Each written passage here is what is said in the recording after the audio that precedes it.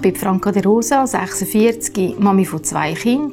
Und meine Mami hat letztes Jahr unter einer starken Depression gelitten und war suizidgefährdet. Es waren mehrere Sachen, die dazu geführt haben, weil wir haben die letzten 10 Jahre enorm viele Schicksalsschläge in der Familie mit Todesfällen und Krankheiten. Und sie war immer schon ein Mensch, der probiert hat, zu helfen und zu kontrollieren und zu unterstützen. Und das ist etwas, wo sie aber keinen Einfluss hatte. Sie ist wie ein Knopf, ein Schalter umgegangen. Weil für mich ist es so, meine Mama ist Fels in der Brandung, oder? Immer schon gewesen. Und wenn das wegfällt, ich bin gerade in die Rollen hinein, helfen und übernehmen und eine Lösung zu finden. Also ich glaube, in dieser Situation hat unsere Familie fast noch fester zusammengeschweißt. Also wir sind wirklich voll füreinander da gewesen. Es ist aber für mich schon an einem Punkt dann gekommen, wo ich gemerkt habe, ich komme mit meinem Wissen und mit meinem Hintergrund nicht weiter und ich brauche Unterstützung.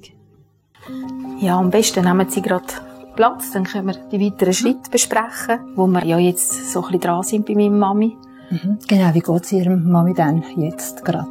An diesen dunkelsten Tagen, dort habe ich wirklich Unterstützung gebraucht. Also dort bin ich froh gewesen, dass ich meine Case Managerin hatte.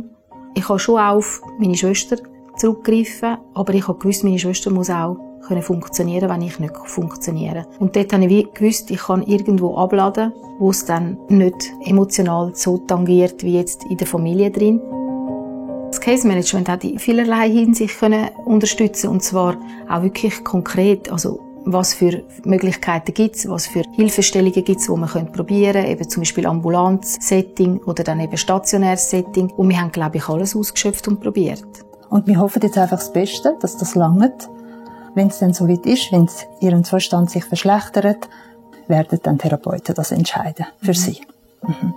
Also am besten hat das Case Management mich an dem Tag unterstützen, wo es dann wirklich zur Zwangseinweisung ist bei meiner Mami. Das ist dann so ein bisschen für mich auch eine schwierige Situation gewesen, weil am Freitag hat meine Case Managerin Frau Attelei eben immer frei gehabt. Genau dann haben wir aber eben von der Therapeutin dann die Nachricht bekommen, dass meine Mami eben ein non-suizidales Versprechen nicht geben konnte und darum am Montag in die Klinik eingewiesen werden. Das war dann so eine lange Zeit gewesen, und am Montagmorgen konnte ich aber dann wirklich mit ihr telefonieren und sie hat mich wirklich so an der Hand genommen und mich durch die ganz schwere Zeit unterstützen. Grüezi, Frau De Luca. Grüezi, wie geht's? Gut, danke. Und Ihnen? Danke, sehr gut. Sehr schön, gut, schön. Grüezi, Frau De Rosa. Grüezi, Frau Attelei, freut mich sehr. Ja, freut mich auch. Schön, ja. Ja, mich interessiert jetzt natürlich, wie es Ihnen aktuell geht, wenn ich das fragen darf. Also sehr gut, bin sehr zufrieden, also bin ich sehr dankbar. Die Klinik ist super gewesen, ist lang gegangen, aber ich bin recht froh, wie es mir geht. Ich fühle mich gesund jetzt, also das ist, und hoffe, dass es so bleibt.